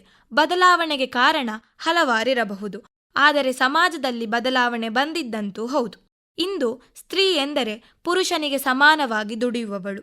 ಯಾವ ಕ್ಷೇತ್ರವನ್ನು ಬಿಡದೆ ಸಿನೆಮಾ, ರಾಜಕೀಯ, ವಾರ್ತೆ, ಸುದ್ದಿ, ಕ್ರೀಡೆ ಹೀಗೆ ಪ್ರತಿಯೊಂದು ಕ್ಷೇತ್ರದಲ್ಲಿಯೂ ತನ್ನದೇ ಆದ ಛಾಪನ್ನ ಮೂಡಿಸಿರುವವಳು. ಅದೊಂದು ಕಾಲದಲ್ಲಿ ಮನೆಯಲ್ಲಿ ಹೆಣ್ಣು ಮಗು ಹುಟ್ಟಿತು ಎಂದರೆ ಯಾವ ಜನ್ಮದ ಪಾಪವೋ ಹೆಣ್ಣು ಮಗು ಆಗಿದೆ, ಯಾಕಾದರೂ ಹೆಣ್ಣು ಮಕ್ಕಳು ಹುಟ್ಟುತ್ತವೆಯೋ, ಸುಮ್ಮನೆ ಖರ್ಚಿಗೆ ದಾರಿಯಾಯಿತು, ಇಂತೆಲ್ಲ ಮಾತುಗಳು ಕೇಳಿಬರುತ್ತಾ ಇದ್ದವು. ಇಷ್ಟೆಲ್ಲ ಮಾತುಗಳನ್ನ ಕೇಳಿಯೂ ಎದುರಿಸಿಯೂ ಇಂದಿಗೆ ಹೆಣ್ಣು ಮಕ್ಕಳು ಯಾವ ಕ್ಷೇತ್ರವನ್ನೂ ಬಿಟ್ಟುಕೊಡದೆ ಮುನ್ನುಗ್ಗಿದ್ದಾರೆ ಎನ್ನುವುದು ಬಹಳ ಹೆಮ್ಮೆ ತರಿಸುವ ವಿಚಾರ. ಆದರೆ ಇಂದು ಹಾಗಲ್ಲ. ಯೋಚನಾ ಲಹರಿ ಬದಲಾಗಿದೆ. ಗಂಡು ಹೆಣ್ಣು ಎಂಬ ಭೇದ ಕಡಿಮೆಯಾಗಿದೆ. ಅದೆಷ್ಟೋ ಜನ ದಂಪತಿಗಳು ಹೆಣ್ಣು ಮಕ್ಕಳನ್ನ ಪಡೆಯಬೇಕು ಎಂಬ ಆಸೆಯನ್ನ ಹೊತ್ತಿರುತ್ತಾರೆ. ಹೆಣ್ಣು ಮಕ್ಕಳನ್ನ ಆಸ್ತಿಯಂತೆ ಕಾಣುವವರು ಇದ್ದಾರೆ. ನಿಜವಾಗಲೂ ಗಂಡು ಮಗುವಿನಂತೆ ಹೆಣ್ಣು ಮಕ್ಕಳು ಕೂಡ ಮನೆಯ ಆಸ್ತಿ ಎಂದರೆ ಸುಳ್ಳಲ್ಲ. ಹೆಣ್ಣು ಮಕ್ಕಳಿಂದ ಕೇವಲ ಒಂದು ಮನೆಯಲ್ಲ, 2 ಕುಟುಂಬಗಳು ಬೆಳಗುತ್ತದೆ, ಬೆಳೆಯುತ್ತದೆ. ಹೆಣ್ಣು ಕುಟುಂಬದ ಶಕ್ತಿ. ರೈತ ದೇಶಕ್ಕೆ ಯಾವ ರೀತಿ ಬೆನ್ನೆಲುಬು ಎಂದು ನಾವು ಹೇಳುತ್ತೇವೆಯೋ ಹಾಗೆ ನಮ್ಮ ಕುಟುಂಬಕ್ಕೆ ಹೆಣ್ಣು ಬೆನ್ನೆಲುಬು. ಹೆಂಡತಿಯಾಗಿ, ಮಗಳಾಗಿ, ಸೊಸೆಯಾಗಿ, ಅಕ್ಕನಾಗಿ, ತಂಗಿಯಾಗಿ, ಅತ್ತಿಗೆಯಾಗಿ, ನಾದಿನಿಯಾಗಿ ಹೀಗೆ ಹಲವಾರು ಪಾತ್ರಗಳನ್ನು ನಿಭಾಯಿಸುವ ಹೆಣ್ಣು ಮಕ್ಕಳು ಪ್ರತಿಯೊಬ್ಬರ ಜೀವನದಲ್ಲಿಯೂ ಮಹತ್ತರವಾದ ಪಾತ್ರವನ್ನ ವಹಿಸುತ್ತಾಳೆ. ಕಾಲ, ಸಮಾಜ ಎಷ್ಟೇ ಮುಂದುವರೆದಿದ್ದರೂ ಕೂಡ ಇಂದಿಗೂ ಕೆಲವೆಡೆ ಹೆಣ್ಣು ಮಕ್ಕಳು ಅಸಮಾನತೆ, ಶೋಷಣೆಗಳನ್ನ ಅನುಭವಿಸುತ್ತಲೇ ಇದ್ದಾರೆ. ಇದರ ಹಿನ್ನೆಲೆಯಲ್ಲಿ ಪ್ರತಿ ವರ್ಷ ಅಕ್ಟೋಬರ್ 11ನೇ ತಾರೀಖನ್ನು ಅಂತಾರಾಷ್ಟ್ರೀಯ ಹೆಣ್ಣು ಮಕ್ಕಳ ದಿನವನ್ನಾಗಿ ಆಚರಿಸಲಾಗುತ್ತದೆ. ಹೆಣ್ಣು ಮಕ್ಕಳಿಗಿರುವ ಹಕ್ಕುಗಳು ಮತ್ತು ಅವುಗಳನ್ನು ತಿಳಿಯುವುದೇ ಈ ದಿನದ ಉದ್ದೇಶ ಮತ್ತು ಗುರಿ. ಅಂತಾರಾಷ್ಟ್ರೀಯ ಹೆಣ್ಣು ಮಕ್ಕಳ ದಿನವನ್ನು ಪ್ರತಿ ವರ್ಷ ಅಕ್ಟೋಬರ್ 11ರಂದು ಸುಮಾರು 50ಕ್ಕೂ ಹೆಚ್ಚು ದೇಶಗಳು ಆಚರಿಸುತ್ತದೆ. ಪ್ರಪಂಚದಾದ್ಯಂತ ಹೆಣ್ಣು ಮಕ್ಕಳು ಅನುಭವಿಸುವ ಲಿಂಗಾಧಾರಿತ ಸಮಸ್ಯೆಗಳಾದ ಬಾಲ್ಯ ವಿವಾಹ, ಶಿಕ್ಷಣ ತಾರತಮ್ಯ ಮುಂತಾದವುಗಳನ್ನು ಕೊನೆಗೊಳಿಸುವುದೇ ಇದರ ಉದ್ದೇಶ ಮತ್ತು ಧ್ಯೇಯ. ಇದರಿಂದ ಮುಂದೆ ಅವರು ಜೀವನದಲ್ಲಿ ಎದುರಾಗುವ ಸಮಸ್ಯೆಗಳನ್ನು ಧೈರ್ಯದಿಂದ ಎದುರಿಸಬಹುದು ಎಂಬುದೇ ಇದರ ನಿಟ್ಟು. ಪ್ರಪಂಚ ಎಷ್ಟೆಲ್ಲ ಮುಂದುವರೆದು ಬಿಟ್ಟಿದೆ ಅಲ್ಲ, ಯಾವುದು ಈಗ ಮೊದಲಿನ ಹಾಗೆ ಇಲ್ಲವೇ ಇಲ್ಲ ಎನ್ನುವ ನಾವುಗಳು ಅರಿಯಬೇಕಾದ ಹಲವಾರು ಸಂಗತಿಗಳಿದೆ. ತಜ್ಞರ ಪ್ರಕಾರ ಇಂದಿಗೂ ಕೂಡ 5ರಲ್ಲಿ 1ರಷ್ಟು ಹುಡುಗಿಯರು ಮಾಧ್ಯಮಿಕ ಹಂತದ ಶಿಕ್ಷಣವನ್ನೇ ಪೂರ್ಣಗೊಳಿಸದೇ ಇರುವವರು ಇದ್ದಾರೆ. ಶಿಕ್ಷಣದ ಹಕ್ಕು ಎಲ್ಲರಿಗೂ ಸಮಾನವಾದುದು. ಇಂತಹ ಕಾನೂನನ್ನ ಇಟ್ಟುಕೊಂಡ ಈ ಕಾಲದಲ್ಲಿಯೂ ಕೂಡ ಮಾಧ್ಯಮಿಕ ಹಂತದ ಶಿಕ್ಷಣವನ್ನು ಪೂರ್ಣಗೊಳಿಸದೇ ಇರುವ ಹೆಣ್ಣು ಮಕ್ಕಳು ಇದ್ದಾರೆ ಎಂದರೆ 50-60 ವರ್ಷಗಳ ಹಿಂದಿನ ಕತೆ ಹೇಗಿದ್ದಿರಬಹುದು? ಕಂಪ್ಯೂಟರ್, ಇಂಟರ್ನೆಟ್ ಯುಗ ಎಂದೇ ಕರೆಸಿಕೊಳ್ಳುತ್ತಿರುವ ಈ ಕಾಲದಲ್ಲೂ ಕೂಡ ಕೆಲವು ಕಡಿಮೆ ಆದಾಯದ ದೇಶಗಳಲ್ಲಿ 80-90% ಹುಡುಗಿಯರು ಇಂದಿಗೂ ಇಂಟರ್ನೆಟ್ ಎಂದರೆ ಏನು, ಇದನ್ನ ಬಳಸುವುದು ಹೇಗೆ ಎಂಬುದನ್ನು ಕೂಡ ಅರಿತೇ ಇಲ್ಲ. ಸಮಾಜ ಇಷ್ಟೆಲ್ಲ ಬೆಳವಣಿಗೆ ಆಗಿದ್ದರೂ ಕೂಡ ಇಂದಿಗೂ ಸ್ತ್ರೀಯರು ದೌರ್ಜನ್ಯಕ್ಕೆ ಒಳಗಾಗುವುದನ್ನು ತಡೆಯಲು ಯಾರಿಂದಲೂ ಯಾಕೆ ಸಾಧ್ಯವಾಗುತ್ತಿಲ್ಲ? ಇಂದಿಗೂ ಕೂಡ 15-19 ವರ್ಷದ ಹುಡುಗಿಯರಲ್ಲಿ 4ರಲ್ಲಿ 1 ಲೈಂಗಿಕ ದೌರ್ಜನ್ಯಕ್ಕೆ ಒಳಗಾದವರೇ ಆಗಿದ್ದಾರೆ. ಬಹುಶಃ ಇಷ್ಟೆಲ್ಲ ಸತ್ಯಗಳನ್ನು ಹೇಳುವಾಗ ನಮಗೆ ಇವುಗಳನ್ನು ಅರಗಿಸಿಕೊಳ್ಳುವುದಕ್ಕೆ ಕಷ್ಟ ಎಂದೆನಿಸಬಹುದು. ಆದರೆ ಇವುಗಳೆಲ್ಲವೂ ನಂಬಲೇಬೇಕಾದಂತಹ ಸತ್ಯ. ಅದೊಂದು ಕಾಲದಲ್ಲಿ ಹೆಣ್ಣು ಮಗುವನ್ನ ಶಿಕ್ಷಣದಿಂದ ದೂರವಾಗಿರಿಸಿ ಅವಳನ್ನ ಎಲ್ಲಾದರೂ ಕೆಲಸಕ್ಕೆ ಕಳುಹಿಸುವುದು ರೂಢಿಯಾಗಿತ್ತು. ಆದರೆ ಈಗ ಹಾಗಲ್ಲ. ಸಂವಿಧಾನಾತ್ಮಕವಾಗಿ ಈ ಸಮಸ್ಯೆಗೆ ಉತ್ತರ ಪರಿಹಾರವನ್ನ ನೀಡಿದ್ದಾರೆ. ಸಂವಿಧಾನದ 24ನೇ ವಿಧಿಯ ಪ್ರಕಾರ 14 ವರ್ಷಕ್ಕಿಂತ ಕೆಳಗಿನ ಯಾವ ಮಗುವೂ ಕೂಡ ಶಿಕ್ಷಣದಿಂದ ವಂಚಿತನಾಗದೆ ಕೆಲಸಕ್ಕೆ ತೆರಳುವಂತಿಲ್ಲ. ಇದಕ್ಕೆ ಗಂಡು ಮಗು, ಹೆಣ್ಣು ಮಗು ಎಂಬ ಭೇದವಿಲ್ಲ. ಮೊದಲೇ ಹೇಳಿದ ಹಾಗೆ ಕಾನೂನಿನ ಎದುರು ಗಂಡು ಹೆಣ್ಣು ಇಬ್ಬರೂ ಕೂಡ ಸರಿಸಮಾನರು. ಹಾಗೆಯೇ ಇಬ್ಬರಿಗೂ ಕೂಡ ಈ ಕಾನೂನು ಅನ್ವಯಿಸುತ್ತದೆ. ಕೆಲವೊಂದಿಷ್ಟು ವರ್ಷಗಳ ಹಿಂದೆ ನಮ್ಮ ರಾಜ್ಯ ರಾಜಧಾನಿ ಬೆಂಗಳೂರಿನಲ್ಲಿ ಸುಮಾರಷ್ಟು ಚಿಕ್ಕ ಚಿಕ್ಕ ಮಕ್ಕಳನ್ನು ನಾಯಿಗಳು ಕೊಂದು ತಿನ್ನುತ್ತಿವೆ ಎಂಬ ಸುದ್ದಿ ಬಹಳಷ್ಟು ದೊಡ್ಡದಾಗಿ ಹಬ್ಬಿತ್ತು. ಇದರ ಹಿಂದಿರುವ ಕಾರಣ ಏನೆಂದರೆ ಭ್ರೂಣ ಹತ್ಯೆ. ಮಗು ಹೊಟ್ಟೆಯಲ್ಲಿರುವಾಗಲೇ ಅದರ ಲಿಂಗ ಯಾವುದು ಎಂಬುದನ್ನು ತಿಳಿದುಕೊಂಡು ನಂತರ ಆ ಮಗು ಬೇಡ ಎಂದಾದರೆ ಕೂಡಲೇ ಮಗುವನ್ನು ತೆಗೆಸುವುದು. ಹೀಗೆ ಹೊರಗೆ ತೆಗೆದ ಭ್ರೂಣವನ್ನ ಹೊರಗಡೆ ಕಸದ ತೊಟ್ಟಿಯಲ್ಲಿ ಎಸೆದು ಅವುಗಳನ್ನ ಬೀದಿ ನಾಯಿಗಳ ತಿಂದು ಅವುಗಳಿಗೆ ಮನುಷ್ಯನ ರಕ್ತದ ರುಚಿ ಹಿಡಿಸಿ ಮುಂದೆ ಅವುಗಳ ಮೇಲೆ ದಾಳಿ ಮಾಡಲು ಪ್ರಾರಂಭಿಸಿತು. ಇದರ ಹಿನ್ನೆಲೆಯಲ್ಲಿ ನಮ್ಮ ದೇಶದಲ್ಲಿ ಮುಂದೆ ಗರ್ಭಾವಸ್ಥೆಯಲ್ಲಿ ಯಾವ ಮಗು ಹೊಟ್ಟೆಯೊಳಗೆ ಇದೆ ಎಂಬುದನ್ನೇ ಅರಿತುಕೊಳ್ಳಲು ಇಂದಿಗೂ ಅವಕಾಶವಿಲ್ಲದಂತಾಗಿದೆ. ಆದರೆ ಅಮೆರಿಕಾದಂತಹ ಪಾಶ್ಚಾತ್ಯ ದೇಶಗಳಲ್ಲಿ ಮಗುವಿನ ಲಿಂಗವನ್ನ ತಿಳಿಯಬಹುದು. ಭಾರತೀಯ ಸಮಾಜದಿಂದಾಗಿ ಇಂದಿಗೆ ನಮಗೆ ಈ ಸವಲತ್ತು ಮರೀಚಿಕೆಯಾಗಿದೆ ಎನ್ನಬಹುದು. ಸಂವಿಧಾನದಲ್ಲಿ ಇದನ್ನ ಉಲ್ಲೇಖ ಮಾಡಿಲ್ಲವಾದರೂ ಇದು ಒಂದು ಸಾಮಾಜಿಕ ಕಾನೂನು. ಇದನ್ನ ಸಂವಿಧಾನವನ್ನ ಆಧಾರವಾಗಿಟ್ಟುಕೊಂಡು ಸಂವಿಧಾನದಲ್ಲಿ ಜಾರಿಗೆ ತಂದದ್ದಾಗಿದೆ. ಇಂದಿಗೆ ಬಹುಶಃ ನಮ್ಮಲ್ಲಿ ಮಗುವಿನ ಲಿಂಗ ತಿಳಿದುಕೊಂಡು ಭ್ರೂಣ ಹತ್ಯೆಗೈಯುವವರು ಇಲ್ಲದೇ ಇರಬಹುದು. ಆದರೂ ನಮ್ಮಲ್ಲಿ ಇದಕ್ಕೆ ಅವಕಾಶ ಇಲ್ಲದೇ ಇರುವುದಕ್ಕೆ ವಿದ್ಯಾಭ್ಯಾಸ ದೇಶದ ಎಲ್ಲಾ ಕಡೆಗಳಲ್ಲಿಯೂ ಹಬ್ಬದೇ ಇರುವುದೇ ಒಂದು ಕಾರಣವಾಗಿರಬಹುದು. ಹೆಣ್ಣು ಮಕ್ಕಳ ಉಳಿವಿಗಾಗಿ ನಮ್ಮ ದೇಶ, ನಮ್ಮ ಸರ್ಕಾರ ಇಂದು ಹಲವಾರು ಯೋಜನೆಗಳನ್ನ ಜಾರಿಗೆ ತಂದಿದೆ. ಇದಕ್ಕೆ ಒಂದು ಉತ್ತಮ ಉದಾಹರಣೆ ಅಂದರೆ ಅದು ಬೇಟಿ ಬಚಾವೋ ಬೇಟಿ ಪಢಾವೋ. ಬೇಟಿ ಬಚಾವೋ ಬೇಟಿ ಪಢಾವೋ ಯೋಜನೆಯ ಉದ್ದೇಶ ಹೆಣ್ಣು ಮಕ್ಕಳ ಲಿಂಗ ಅನುಪಾತದ ಕುಸಿತವನ್ನ ತಡೆಯುವುದು. ಆದ್ದರಿಂದ ಇದು ದೇಶದಲ್ಲಿ ಮಹಿಳಾ ಸ್ಥಾನಮಾನವನ್ನು ಸುಧಾರಿಸುವ ಸಲುವಾಗಿ ಮಹಿಳಾ ಸಬಲೀಕರಣವನ್ನ ಉತ್ತೇಜಿಸುತ್ತದೆ. ಮಹಿಳಾ ಮತ್ತು ಮಕ್ಕಳ ಅಭಿವೃದ್ಧಿ ಸಚಿವಾಲಯ, ಮಾನವ ಸಂಪನ್ಮೂಲ ಅಭಿವೃದ್ಧಿ ಸಚಿವಾಲಯ ಮತ್ತು ಆರೋಗ್ಯ ಮತ್ತು ಕುಟುಂಬ ಕಲ್ಯಾಣ ಸಚಿವಾಲಯ ಈ ಯೋಜನೆಯನ್ನ ಪ್ರಾರಂಭಿಸಿದ್ದು. ಈ ಯೋಜನೆಯ ಪ್ರಮುಖ ಉದ್ದೇಶವೇ ಹೆಣ್ಣು ಶಿಶು ಹತ್ಯೆಯನ್ನ ಕೊನೆಗೊಳಿಸುವುದು ಮತ್ತು ಪ್ರತಿ ಹೆಣ್ಣು ಮಗುವಿಗೆ ಗುಣಮಟ್ಟದ ಶಿಕ್ಷಣವನ್ನ ಸಿಗುವಂತೆ ನೋಡಿಕೊಳ್ಳುವುದು. ಹುಟ್ಟಿದ ಮೇಲೆ ಎದುರಾಗುವ ಸಮಸ್ಯೆಗಳು ಆಮೇಲಾದರೆ ಹೆಣ್ಣು ಮಗು ಹುಟ್ಟುವ ಮೊದಲೇ ಅದನ್ನ ಪ್ರಾರಬ್ಧ ಎಂದು ಕಾಣುವವರು ಕೂಡ ಅಂದಿಗೆ ನಮ್ಮ ದೇಶದಲ್ಲಿ ಇದ್ದರು. ಭಾರತದ ನವೋತ್ಥಾನದ ನಾಯಕ ಎಂದೇ ತಿಳಿಯಲ್ಪಡುವ ರಾಜಾ ರಾಮ್ ಮೋಹನ್ ರಾಯ್ ಅವರು ಎದುರಾಡಿ ಕೊನೆಗೊಳಿಸಿದ ಸತಿ ಪದ್ಧತಿ ನಮ್ಮ ದೇಶದಲ್ಲಿ ನೆಲೆ ನಿಂತಿದ್ದಂತಹ ಅತ್ಯಂತ ಕೆಟ್ಟ ಪದ್ಧತಿ ಎಂದರೂ ಕೂಡ ತಪ್ಪಾಗಲಾರದು. ಬಾಲ್ಯದಲ್ಲಿಯೇ ಹುಡುಗಿಯರನ್ನ ಮದುವೆ ಮಾಡಿ ಕಳುಹಿಸಿ ಗಂಡ ಮರಣ ಹೊಂದಿದ ಕೂಡಲೇ ಚಿಕ್ಕ ವಯಸ್ಸಿಗೆ ಹೆಂಡತಿಯೂ ಕೂಡ ಗಂಡನ ಉರಿಯುವ ಚಿತೆಗೆ ಹಾರಿ ಸಾಯಬೇಕು ಎಂಬ ಪದ್ಧತಿಯೇ ಸತಿ ಪದ್ಧತಿ. ಆದರೆ ಇಂದು ಸತಿ ಪದ್ಧತಿಯೂ ನಮ್ಮಲ್ಲಿ ಇಲ್ಲ, ಬಾಲ್ಯ ವಿವಾಹವೂ ನಮ್ಮಲ್ಲಿಲ್ಲ. ಹೆಣ್ಣು ಮಕ್ಕಳಿಗೆ ಮದುವೆ ಮಾಡುವುದಕ್ಕೆ ಏನಿದ್ದರೂ 18 ವರ್ಷ ಪ್ರಾಯ ಪೂರ್ತಿಯಾಗಿರಲೇಬೇಕು. ಈ ವಯಸ್ಸನ್ನು ಇನ್ನೂ 21ಕ್ಕೆ ಏರಿಕೆ ಮಾಡುವುದಾಗಿ ನಮ್ಮ ಸಂಸತ್ತಿನಲ್ಲಿ ಮಾತುಗಳು ಆಗಾಗ ಕೇಳಿಬರುತ್ತಾ ಇದ್ದವು. ಶಿಕ್ಷಣದಿಂದ ಹೆಣ್ಣು ಮಕ್ಕಳು ವಂಚಿತರಾಗಬಾರದು. ವಿದ್ಯಾಭ್ಯಾಸದ ನಂತರ ಕೆಲಸದಲ್ಲಿಯೂ ಕೂಡ ತನ್ನ ಕೆಲಸಕ್ಕೆ ದಕ್ಕುವ ಸಂಬಳವನ್ನ ತೆಗೆದುಕೊಳ್ಳುವಂತೆ ನಮ್ಮ ಸಂವಿಧಾನ ಸ್ತ್ರೀಯರಿಗೆ ಹಕ್ಕನ್ನ ನೀಡಿದೆ. ಭಾರತೀಯ ಸಂವಿಧಾನದ 14ನೇ ವಿಧಿಯ ಪ್ರಕಾರ ಪ್ರತಿಯೊಬ್ಬ ನಾಗರಿಕನಿಗೂ ಸಮಾನವಾದ ಹಕ್ಕಿದೆ. ಅಂದರೆ ಕಾನೂನಿನ ಎದುರು ಎಲ್ಲರೂ ಸಮಾನರು. ಅಲ್ಲಿ ಸ್ತ್ರೀ ಪುರುಷ ಜಾತಿ ಪಂಥದ ಮಾತಿಲ್ಲ. ಸಮಾನತೆಯ ಹಕ್ಕು ಪ್ರತಿಯೊಬ್ಬ ಮನುಷ್ಯನೂ ಹೊಂದಿರುವ ಅತ್ಯಂತ ಮೂಲಭೂತ ಮತ್ತು ಪ್ರಮುಖ ಹಕ್ಕು. ಇದರ ಅರ್ಥ ಎಲ್ಲಾ ಜನರು ಕಾನೂನಿನ ಮುಂದೆ ಸಮಾನರು ಮತ್ತು ಜೀವನದಲ್ಲಿ ಒಂದೇ ಅವಕಾಶಗಳಿಗೆ ಅರ್ಹರು ಎಂಬುದು. ಭಾರತದ ಸಂವಿಧಾನವು ಭಾರತದ ಎಲ್ಲಾ ನಾಗರಿಕರಿಗೆ ಈ ಮೂಲಭೂತ ಹಕ್ಕನ್ನು ಖಾತರಿಪಡಿಸುತ್ತದೆ. ಎಲ್ಲಾ ನಾಗರಿಕರಿಗೆ ಶಿಕ್ಷಣ, ಉದ್ಯೋಗ ಮತ್ತು ಇತರ ಅವಕಾಶಗಳಿಗೆ ಸಮಾನ ಪ್ರವೇಶವಿದೆ ಎಂದು ಖಚಿತಪಡಿಸಿಕೊಳ್ಳಲು ಈ ಹಕ್ಕು ಮಹತ್ವದ್ದಾಗಿದೆ. ಅಂದರೆ ಇದರ ಪ್ರಕಾರ ಸ್ತ್ರೀ ಎಂದ ಮಾತ್ರಕ್ಕೆ ಉದ್ಯೋಗ ಅಥವಾ ಶಿಕ್ಷಣದಿಂದ ಹಿಂದೆ ಉಳಿಯಲು ಸಾಧ್ಯವಿಲ್ಲ. ಯಾರೂ ಕೂಡ ಹೆಣ್ಣು ಮಗು ಎಂಬ ನೆಲೆಯಲ್ಲಿ ಯಾರನ್ನೂ ಕೂಡ ಹೊರಗಡೆ ಇಡುವ ಹಾಗಿಲ್ಲ. ಅದೂ ಅಲ್ಲದೆ ನಮ್ಮ ಸಂವಿಧಾನದ ಪ್ರಸ್ತಾವನೆಯಲ್ಲೂ ಕೂಡ ಎಲ್ಲರಿಗೂ ಸಮಾನವಾದ ಸ್ವಾತಂತ್ರ್ಯ, ಸ್ಥಾನಮಾನ ಮತ್ತು ಗೌರವವನ್ನ ನೀಡಬೇಕು ಎಂಬುದನ್ನು ಉಲ್ಲೇಖ ಮಾಡಿದ್ದಾರೆ. ಪ್ರಧಾನಮಂತ್ರಿ ನರೇಂದ್ರ ಮೋದಿಯವರು ಕೂಡ ಇದಕ್ಕೆ ಪೂರಕವಾಗಿ ಹೆಣ್ಣು ಮಕ್ಕಳ ಜನನವನ್ನು ನಾವು ಖುಷಿಯಿಂದ ಸಂಭ್ರಮಿಸಬೇಕು. ನಾವು ನಮ್ಮ ಹೆಣ್ಣು ಮಕ್ಕಳ ಬಗ್ಗೆ ಒಂದೇ ರೀತಿ ಅಭಿಮಾನ ಹೊಂದಿರಬೇಕು. ನಿಮ್ಮ ಪುತ್ರಿಯ ಜನನವಾದಾಗ ಕನಿಷ್ಠ 5 ಗಿಡಗಳನ್ನು ನೆಟ್ಟು ಸಂಭ್ರಮಿಸಬೇಕು ಎಂದು ನಾನು ಒತ್ತಾಯಿಸುತ್ತೇನೆ ಎಂದು ತಾವು ದತ್ತು ಪಡೆದಿರುವ ಜಯಪುರ ಗ್ರಾಮದಲ್ಲಿ ಅಭಿಪ್ರಾಯಪಟ್ಟು ಅದನ್ನ ಮಂಡಿಸಿದ್ದರೂ ಸಹ. ಅಂತಾರಾಷ್ಟ್ರೀಯ ಹೆಣ್ಣು ಮಕ್ಕಳ ದಿನವಾದ ಇಂದು ನಮ್ಮ ನಡುವೆ ಅನನ್ಯ ಸಾಧನೆ ಮಾಡಿರುವಂತಹ ಅದೆಷ್ಟೋ ಸ್ತ್ರೀಯರನ್ನ ನಾವು ನೆನೆಯಲೇಬೇಕು. ಪ್ರತಿಯೊಂದು ಕ್ಷೇತ್ರದಲ್ಲಿಯೂ ಹೆಣ್ಣು ಮಕ್ಕಳು ಇಂದು ಇಂತಹ ಸಾಧನೆಗಳನ್ನ ಮಾಡುತ್ತಾ ಬರುತ್ತಿದ್ದಾರೆ ಎಂದರೆ ಇದಕ್ಕೆಲ್ಲ ಕಾರಣವಾಗುವಂತಹ, ಇದಕ್ಕೆಲ್ಲ ಮೈಲಿಗಲ್ಲನ್ನ ಹಾಸಿಕೊಟ್ಟಂತಹ ಒಬ್ಬರು ಇದ್ದೇ ಇರುತ್ತಾರೆ. ಪ್ರತಿಯೊಂದು ಕ್ಷೇತ್ರದಲ್ಲೂ ಮೊದಲ ಸ್ತ್ರೀ ಎಂಬ ಹೆಗ್ಗಳಿಕೆಗೆ ಪಾತ್ರರಾದವರಾಗಿರುತ್ತಾರೆ.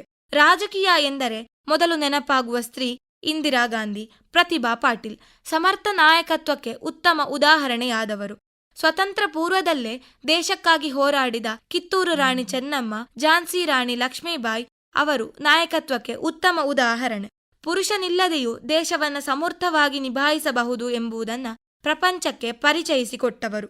ಮಕ್ಕಳಿಲ್ಲದೆ ಹೋದರೂ ಕೂಡ ದೇಶವನ್ನ ಇನ್ನೊಬ್ಬರ ಪಾಲಿಗೆ ಬಿಟ್ಟುಕೊಡುವುದಿಲ್ಲ ಎಂದು ಹೋರಾಡಿದ ಝಾನ್ಸಿ ರಾಣಿಯ ಕತೆ ಹೆಣ್ಣು ಮಕ್ಕಳಿಗೆಲ್ಲ ಮಾದರಿಯಾಗಬೇಕು. ನಮ್ಮ ದೇಶದಲ್ಲಿ ನೀಡುವ ಅತ್ಯುನ್ನತ ನಾಗರಿಕ ಗೌರವ ಪ್ರಶಸ್ತಿ ಎಂದರೆ ಅದು ಭಾರತ ರತ್ನ ಪ್ರಶಸ್ತಿ.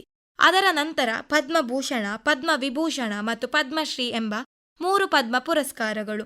ಈವರೆಗೂ ಭಾರತ ರತ್ನ ಪ್ರಶಸ್ತಿ ಲಭಿಸಿದವರಲ್ಲಿ 5 ಸ್ತ್ರೀಯರಿದ್ದಾರೆ. Indira Gandhi, mother Teresa, Arun Asaf Ali, MS Subbulakshmi ಮತ್ತು ಲತಾ ಮಂಗೇಶ್ಕರ್. ಮೊದಲಿಗೆ ಭಾರತ ರತ್ನ ಪಡೆದ ಭಾರತೀಯ ಮಹಿಳೆ ಎಂಬ ಹೆಗ್ಗಳಿಕೆ ಸಲ್ಲುವುದು ದೇಶದ ಮಾಜಿ ಪ್ರಧಾನಮಂತ್ರಿ ಇಂದಿರಾ ಗಾಂಧಿ ಅವರಿಗೆ. 1971ನೇ ವರ್ಷದಲ್ಲಿ ಅವರಿಗೆ ಭಾರತ ರತ್ನ ಪ್ರಶಸ್ತಿ ಬಂದಿತ್ತು. ಅದಾದ ನಂತರ 1980ರಲ್ಲಿ ಮದರ್ ತೆರೇಸಾ, 1977ರಲ್ಲಿ ಸ್ವಾತಂತ್ರ್ಯ ಹೋರಾಟಗಾರ್ತಿ ಅರುಣಾ ಆಸಿಫ್ ಅಲಿ ಮತ್ತು ಗಾಯಕರಾದ MS ಸುಬ್ಬಲಕ್ಷ್ಮಿ ಅವರಿಗೆ 1998ರಲ್ಲಿ ಮತ್ತು ಲತಾ ಮಂಗೇಶ್ಕರ್ ಅವರಿಗೆ 2001ರಲ್ಲಿ ಈ ಪ್ರಶಸ್ತಿ ಲಭಿಸಿತ್ತು. ರಾಜಕೀಯ ಕ್ಷೇತ್ರದಿಂದ Indira Gandhi, mother Teresa, Aruna Asaf Ali, MS Subbulakshmi ಮತ್ತು ಲತಾ ಮಂಗೇಶ್ಕರ್. ಮೊದಲಿಗೆ ಭಾರತ ರತ್ನ ಪಡೆದ ಮಹಿಳೆ ಎಂಬ ಹೆಗ್ಗಳಿಕೆ ಸಲ್ಲುವುದು ದೇಶದ ಮಾಜಿ ಪ್ರಧಾನಮಂತ್ರಿ ಇಂದಿರಾ ಗಾಂಧಿ ಅವರಿಗೆ. 1971ನೇ ವರ್ಷದಲ್ಲಿ ಅವರಿಗೆ ಭಾರತ ರತ್ನ ಪ್ರಶಸ್ತಿ ಬಂದಿತ್ತು. ಅದಾದ ನಂತರ 1980ರಲ್ಲಿ ಮದರ್ ತೆರೇಸಾ, 1997ರಲ್ಲಿ ಸ್ವಾತಂತ್ರ್ಯ ಹೋರಾಟಗಾರ್ತಿ ಅರುಣಾ ಆಸಿಫ್ ಅಲಿ ಮತ್ತು ಗಾಯಕರಾದ MS ಸುಬ್ಬಲಕ್ಷ್ಮಿ ಅವರಿಗೆ 1998ರಲ್ಲಿ ಮತ್ತು ಲತಾ ಮಂಗೇಶ್ಕರ್ ಅವರಿಗೆ 2001ರಲ್ಲಿ ಈ ಪ್ರಶಸ್ತಿ ಲಭಿಸಿತ್ತು.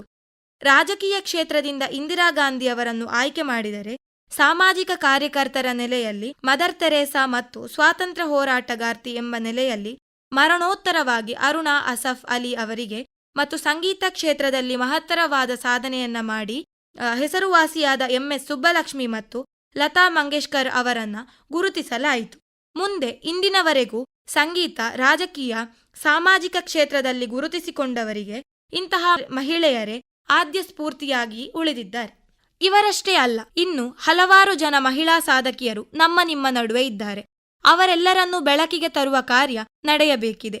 ಅಥವಾ ಇನ್ನು ಎಲೆಮರೆ ಕಾಯಿಯ ಹಾಗೆ ಇರುವಂತಹ ಹೆಣ್ಣು ಮಕ್ಕಳನ್ನು ದಾರಿಗೆ ತರುವ ಕೆಲಸಕ್ಕೆ ನಾವು ಅಂತಾರಾಷ್ಟ್ರೀಯ ಹೆಣ್ಣು ಮಕ್ಕಳ ದಿನವಾದ ಇಂದು ನಾಂದಿ ಹಾಡಬೇಕಿದೆ. ಹೆಣ್ಣು ಅಬಲೆಯಲ್ಲ, ಮನಸ್ಸು ಮಾಡಿದರೆ ಏನನ್ನು ಕೂಡ ಸಾಧಿಸುವ ಧೈರ್ಯ, ಸಾಮರ್ಥ್ಯ ಅವಳಿಗಿದೆ ಎನ್ನುವುದು ಈಗಿಂದಲೇ ಹೆಣ್ಣು ಮಕ್ಕಳಲ್ಲಿ ತುಂಬಬೇಕು. ಎಲ್ಲದಕ್ಕಿಂತ ಹೆಚ್ಚಾಗಿ ಅವರಿಗೆ ತಂದೆ, ತಾಯಿ, ಕುಟುಂಬ, ಶಾಲೆ, ವಿದ್ಯಾಭ್ಯಾಸದಲ್ಲಿ ಉತ್ತಮವಾದ ಸಹಕಾರ, ಪ್ರೋತ್ಸಾಹ ಲಭಿಸಬೇಕು. ಸರಿಯಾದ ರೀತಿಯಾದಂತಹ ಪ್ರೋತ್ಸಾಹ, ಸಹಕಾರ ಅವರಿಗೆ ಲಭಿಸಿದಲ್ಲಿ ಖಂಡಿತವಾಗಿಯೂ ಇಡೀ ಜಗತ್ತು ತಿರುಗಿ ನಿಂತು ಚಪ್ಪಾಳೆ ಹೊಡೆಯುವಂತಹ ಸಾಧನೆಯನ್ನ ಹೆಣ್ಣು ಮಾಡಬಹುದು ಎಂಬುದರಲ್ಲಿ 2 ಮಾತೇ ಇಲ್ಲ.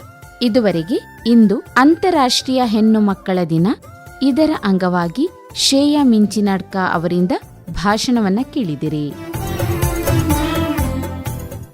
ಕಾರ್ಯಕ್ರಮದ ಕೊನೆಯದಾಗಿ ಕೇಳಿ, ನಾಳೆ ಅಂದರೆ ಅಕ್ಟೋಬರ್ 12 ವಿಶ್ವ ಸಂಧಿವಾತ ದಿನ. ಇದರ ಅಂಗವಾಗಿ ಮಾತನಾಡುತ್ತಾರೆ ಶ್ರೀಲಕ್ಷ್ಮಿ HV ಅವರು. ಸಂಧಿವಾತ ಎಂದರೆ ಕೀಲುಗಳ ಮೇಲೆ ಪರಿಣಾಮ ಬೀರುವ ಅಸ್ವಸ್ಥತೆಗೆ ಸಂಬಂಧಿಸಿದ ಕಾಯಿಲೆ. ಮುಖ್ಯವಾಗಿ ಕೀಲುಗಳಲ್ಲಿ ನೋವು, ವಾಯು, ಉರಿಯೂತವನ್ನು ಉಂಟುಮಾಡುತ್ತದೆ. ಇದು ಎಲ್ಲಾ ವಯಸ್ಸಿನವರಲ್ಲಿಯೂ ಕಂಡುಬರಬಹುದು. ಇದಕ್ಕೆ ಮುಖ್ಯ ಕಾರಣ ವಂಶಪಾರಂಪರ್ಯ, ಪೋಷಕಾಂಶದ ಕೊರತೆ, ಜೀವನ ಶೈಲಿಯಲ್ಲಿ ಬದಲಾವಣೆ ಮತ್ತು ಹಲವಾರು ನೈಸರ್ಗಿಕ ಅಂಶಗಳನ್ನು ಹೊಂದಿರುತ್ತದೆ. ಸಂಧಿವಾತ ಇತಿಹಾಸವು ಪುರಾತನ ಕಾಲದಿಂದಲೂ ಲಭ್ಯವಿದೆ. ಇತಿಹಾಸದಲ್ಲಿಯೂ ಪ್ರತಿಯೊಂದು ಸಮಾಜದಲ್ಲಿಯೂ ಹಲವಾರು ಶಸ್ತ್ರಚಿಕಿತ್ಸೆಗಳು ಮತ್ತು ಚಿಕಿತ್ಸೆಗಳ ಪ್ರಯೋಗಗಳಿವೆ. ಸಂಧಿವಾತದ ಬೆಳವಣಿಗೆಯನ್ನು ಸಮಯಕ್ಕೆ ಅನುಗುಣವಾಗಿ ನೋಡಿದರೆ ಪುರಾತನ ನಾಗರಿಕತೆಗಳು ಈ ಕಾಯಿಲೆಯನ್ನು ಕಂಡುಕೊಂಡಿವೆ. ಪುರಾತನ ಇತಿಹಾಸ. ಸಂಧಿವಾತದ ಪುರಾತನ ದಾಖಲೆಗಳನ್ನು ಈಜಿಪ್ಟ್ ಅವಶೇಷಗಳಲ್ಲಿ ಕಂಡುಹಿಡಿದಿದೆ. ಸುಮಾರು 4500 ವರ್ಷಗಳ ಹಿಂದಿನ ಮಮ್ಮೀಸ್ಗಳು ಸಂಧಿವಾತದ ಲಕ್ಷಣಗಳನ್ನು ಕಂಡುಹಿಡಿದಿದ್ದಾರೆ. ಅಲ್ಲದೆ 5000 ವರ್ಷಗಳ ಹಿಂದಿನ ದೇಹಾವಶೇಷಗಳಲ್ಲಿ ರುಮಟಾಯ್ಡ್ ಆರ್ಥ್ರೈಟಿಸ್ ಲಕ್ಷಣಗಳನ್ನು ಪತ್ತೆ ಹಚ್ಚಲಾಗಿದೆ. ಹಿಂದಿನ ವೈದ್ಯಕೀಯ ವಿಜ್ಞಾನಿಗಳು 4ನೇ ಶತಮಾನದ ಮುಂಚೆಯೇ ಮೊದಲ ಬಾರಿಗೆ ಕೀಲು ನೋವಿನ ಕುರಿತಾಗಿ ಉಲ್ಲೇಖಿಸಿದ್ದರು. ಮಧ್ಯಯುಗದ ಕಾಲ. ಮಧ್ಯಮ ಯುಗದಲ್ಲಿ ಸಂಧಿವಾತಕ್ಕೆ ಹೆಚ್ಚಿನ ನಿಖರವಾದ ದಾಖಲೆಗಳನ್ನು ಕಂಡುಬರುವುದಿಲ್ಲ. ಆದರೆ ಇದಕ್ಕೆ ಸಂಬಂಧಿಸಿದ ಔಷಧೀಯ ಮೂಲಗಳು ಮತ್ತು ಚಿಕಿತ್ಸೆಗಳ ಬಗ್ಗೆ ಉಲ್ಲೇಖಗಳು ಇವೆ. ಬಹಳಷ್ಟು ಪ್ರಾಕೃತಿಕ ವಸ್ತುಗಳು ಮತ್ತು ಮಸಾಜ್ ವಿಧಾನವನ್ನು ಬಳಸಲಾಗುತ್ತಿತ್ತು. ಆಧುನಿಕ ಇತಿಹಾಸ 18ನೇ ಶತಮಾನದಲ್ಲಿ ಸಂಧಿವಾತ ಬಗ್ಗೆ ಹೆಚ್ಚು ಅಧ್ಯಯನಗಳು ಆರಂಭವಾದವು. ಆಂಗ್ಲ ವೈದ್ಯ ಮತ್ತು ಪತ್ತೆಗಾರ ವಿಲಿಯಂ ಹಬರ್ಡನ್ ಮೊದಲ ಬಾರಿಗೆ 1800ರಲ್ಲಿ ಆಸ್ಟಿಯೋಆರ್ಥ್ರೈಟಿಸ್ ಅನ್ನು ವಿವರಿಸಿದರು. ಇದೇ ಸಮಯದಲ್ಲಿ ಆಗಸ್ಟಸ್ ಬಾರಿಯರ್ ಎಂಬ ಫ್ರೆಂಚ್ ವೈದ್ಯನು ಕಾಯಿಲೆಯನ್ನು ವಿಶ್ಲೇಷಿಸಿದ ದಾಖಲೆ ಬರೆದಿದ್ದರು. 19ನೇ ಮತ್ತು 20ನೇ ಶತಮಾನ ರುಮಟಾಯ್ಡ್ ಆರ್ಥ್ರೈಟಿಸ್ ಅನ್ನು ಮೊದಲ ಬಾರಿಗೆ 1859ರಲ್ಲಿ ಬ್ರಿಟಿಷ್ ವೈದ್ಯರು ಪತ್ತೆ ಹಚ್ಚಿದರು. ರುಮಟಾಯ್ಡ್ ಆರ್ಥ್ರೈಟಿಸ್ ಅನ್ನು ಆಧುನಿಕ ದಿನಗಳಲ್ಲಿ ಒಂದು ಸ್ವಯಂ ಪ್ರತಿರೋಧ ಕಾಯಿಲೆಯಾಗಿ ಗುರುತಿಸಲಾಗುತ್ತದೆ. ಇದಕ್ಕೆ ವಿಶೇಷ ಔಷಧಿಗಳನ್ನು ಅಭಿವೃದ್ಧಿಪಡಿಸಲಾಯಿತು. ಇಂದಿನ ದಿನಗಳಲ್ಲಿ ಅಭಿವೃದ್ಧಿಯಾದ ವೈದ್ಯಕೀಯ ವಿಜ್ಞಾನ ಮತ್ತು ಔಷಧ ಚಿಕಿತ್ಸೆಯ ಮೂಲಕ ಸಂಧಿವಾತವನ್ನು ಕಡಿಮೆ ಮಾಡುವುದು ಹಾಗೂ ಅದರ ನೋವನ್ನು ನಿವಾರಿಸುವುದು ಗುಣಮಟ್ಟದ ಜೀವನವನ್ನು ಒದಗಿಸಲು ಸಾಧ್ಯವಾಗಿದೆ.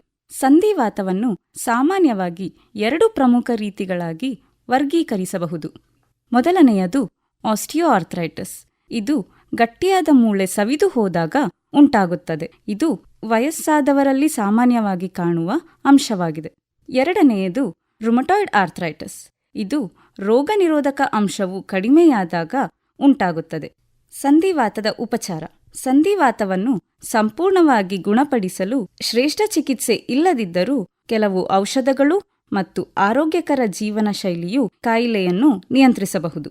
ನಿಯಮಿತ ವ್ಯಾಯಾಮ, ತೂಕ ನಿಯಂತ್ರಣ ಮತ್ತು ಆರೋಗ್ಯಕರ ಆಹಾರ ಸೇವನೆ, ನೋವು ನಿವಾರಕ ಅಥವಾ ನಿರ್ದಿಷ್ಟ ಔಷಧಗಳನ್ನು ವೈದ್ಯರ ಸಲಹೆಯಿಂದ ತೆಗೆದುಕೊಳ್ಳುವುದು. ಸಂಧಿವಾತದ ಕಾರಣಗಳು.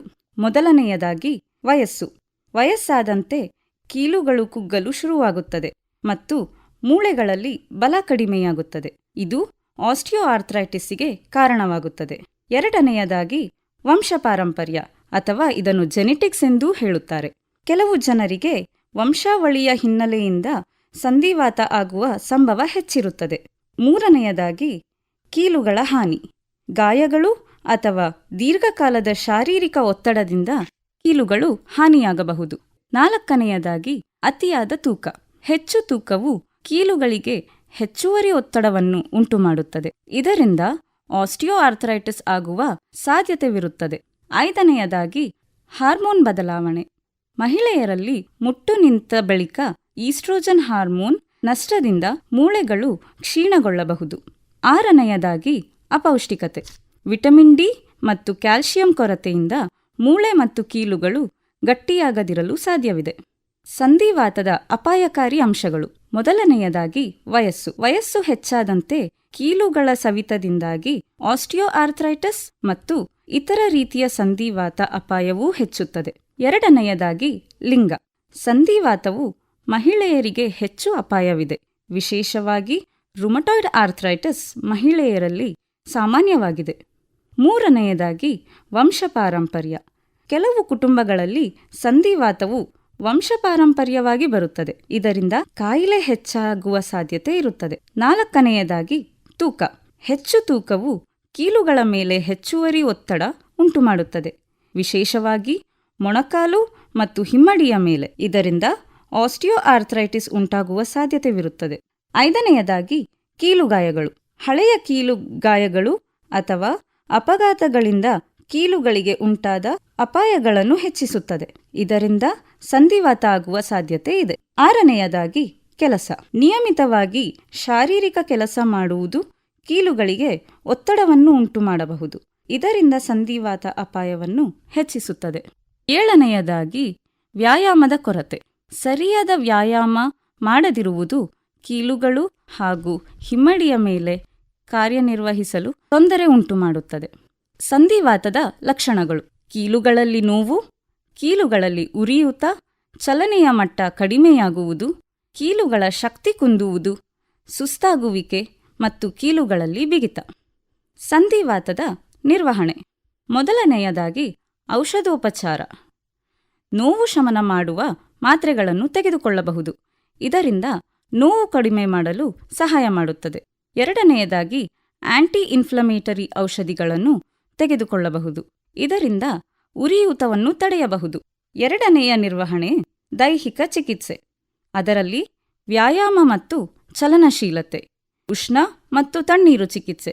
ಉಷ್ಣತೆಯಿಂದ ಕೀಲುಗಳು ಬಿಗಿಯಾಗುವುದನ್ನು ಕಡಿಮೆ ಮಾಡಬಹುದು ಹಾಗೂ ತಣ್ಣೀರಿನಿಂದ ನೋವು ಮತ್ತು ಉರಿಯೂತವನ್ನು ನಿರ್ವಹಿಸಬಹುದು. ಮೂರನೆಯ ನಿರ್ವಹಣೆ ಜೀವನ ಶೈಲಿ ಬದಲಾವಣೆ. ತೂಕ ಕಡಿಮೆ ಮಾಡುವುದು, ಆಹಾರ ನಿಯಂತ್ರಣ ಮಾಡುವುದು, ಪೋಷಕಾಂಶಗಳಿಂದ ತುಂಬಿದ ವಿಟಮಿನ್ ಡಿ ಹಾಗೂ ಕ್ಯಾಲ್ಸಿಯಂ ಅನ್ನು ಹೆಚ್ಚಾಗಿ ಸೇವಿಸುವುದು. ನಿಯಮಿತ ಜೀವನ ಶೈಲಿ. ದೈನಂದಿನ ಚಟುವಟಿಕೆಗಳಲ್ಲಿ ಚಲನೆಯ ಹರಿವನ್ನು ಸುರಕ್ಷಿತವಾಗಿ ಇಡುವುದು. ನಾಲ್ಕನೆಯದಾಗಿ ಮಸಾಜ್ ಮಾಡಿಕೊಳ್ಳುವುದು. ಕೀಲುಗಳಲ್ಲಿ ನೋವು ಮತ್ತು ಬಿಗಿತನವನ್ನು ಕಡಿಮೆ ಮಾಡಲು ಕೋಮಲವಾದ ಮಸಾಜ್ ಸಹಾಯ ಮಾಡುತ್ತದೆ.